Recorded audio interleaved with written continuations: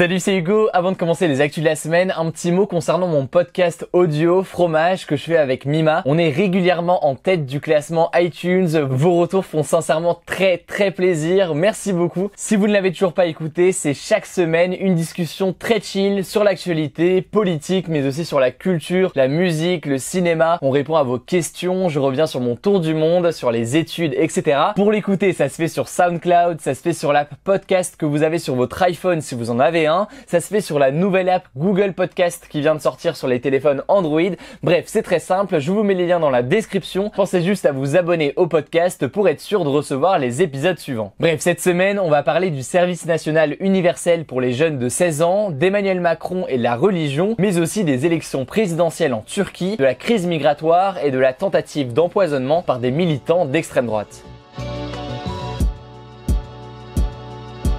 On commence ce récap de la semaine avec la grosse annonce du gouvernement concernant les jeunes, le service national universel. C'était une promesse d'Emmanuel Macron, il voulait mettre en place une sorte de nouveau service militaire pour les jeunes français. Cette semaine, le gouvernement a donné des précisions sur l'organisation de ce service national universel. Finalement, le programme sera beaucoup moins militaire que prévu, mais concernera tous les jeunes de 16 ans. En gros, le service national universel, il va s'organiser en 3 temps. D'abord, 15 jours pendant lesquels les jeunes apprendront les gestes de premier secours, comment se servir d'une boussole ou encore comment répondre à un message d'alerte à la radio. Ensuite, 15 jours pendant lesquels les jeunes devront développer un projet en lien avec une association. Pour ces 30 jours, les jeunes seront a priori logés dans des dortoirs, par exemple dans des internats, et ça devrait se passer pendant les vacances scolaires. Enfin, si des jeunes souhaitent y prendre part, en plus de ce premier mois, il y aura ensuite une période volontaire et donc facultative de 3 à 12 mois pendant laquelle les jeunes pourront s'engager dans plusieurs domaines, militaires, civiques, associatifs, etc.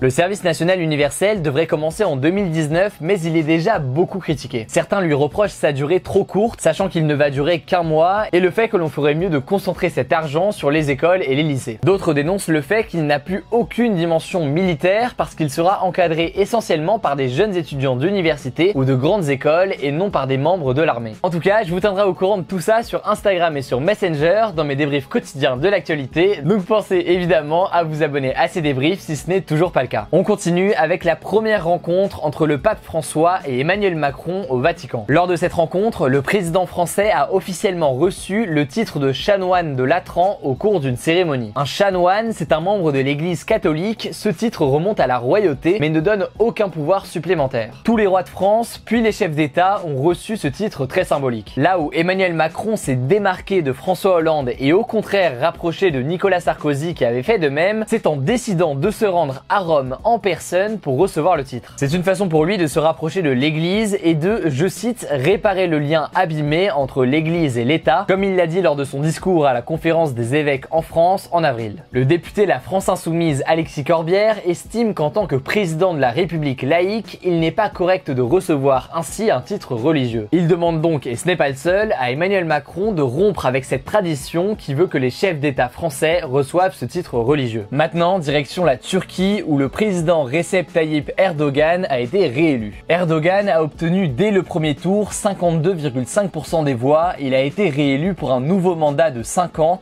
alors qu'il dirige déjà la Turquie depuis 15 ans. En même temps ont eu lieu les élections législatives. C'est son parti et son allié qui sont arrivés en tête avec 53% des votes, de quoi leur garantir une majorité au Parlement. Cette double victoire aux élections présidentielles et législatives va permettre à Erdogan de cumuler le rôle de président et de premier ministre comme il l'avait annoncé dans une précédente réforme. Certains opposants l'accusent de vouloir monopoliser le pouvoir et contestent les résultats de l'élection. Selon eux, Erdogan a obtenu moins de 50% des voix et un second tour est donc nécessaire. Muharrem İnce, le principal rival du président turc, a officiellement accepté sa défaite avec 31% des votes et a demandé à Erdogan d'être le président de toute la population. Cette semaine a également eu lieu un sommet européen inédit pour apporter des réponses à la crise migratoire qui traverse en ce moment l'Europe. Les 28 pays de l'Union européenne se sont réunis à Bruxelles pour tenter de trouver un accord sur la gestion des migrants à travers le continent. Après une nuit entière de négociations, ils se sont mis d'accord sur une mesure, la création de centres d'accueil fermés dans plusieurs pays en bordure de la Méditerranée pour accueillir des migrants. Problème, ces centres d'accueil seront seulement installés sur la base du volontariat. En gros, seuls les pays qui souhaitent accueillir des migrants construiront ces centres. Le risque, c'est donc que seulement une poignée de pays européens soient d'accord pour les les mettre en place. Le groupe de Visegrad, par exemple, qui réunit la Pologne, la Hongrie, la République tchèque et la Slovaquie, a déjà dit qu'il n'accueillerait pas un migrant sur ses terres. La France ne s'est pas non plus proposée pour mettre en place ces centres fermés, Emmanuel Macron justifiant ce choix par le fait que la France n'est pas un pays où les migrants arrivent en premier. À ce jour, seule l'Espagne, qui avait déjà accueilli un bateau de migrants, l'Aquarius, dans un de ses ports, s'est dit volontaire pour la construction d'un centre d'accueil de migrants. Pour les ONG humanitaires, cet accord est donc trop vague, pas assez contraignant et ne réglera en rien la crise migratoire. On termine ce récap de la semaine avec cette attaque d'un groupe dit d'ultra-droite envers les musulmans. Cette semaine, une dizaine de personnes ont décidé d'attaquer des symboles de la religion musulmane avant d'être arrêtés par les services secrets. Ces militants d'une organisation dite d'ultra-droite ont notamment essayé d'empoisonner des aliments halal dans des supermarchés. Le groupe auquel ils appartiennent s'appelle l'AFO pour Action des Forces Opérationnelles. Créé après les attentats du 13 novembre, ce groupe n'a qu'un seul objectif, créer une guerre civile en France entre les musulmans et le reste de la population. Ses membres, ils sont parfois des anciens militaires, gendarmes, policiers qui veulent continuer, je cite,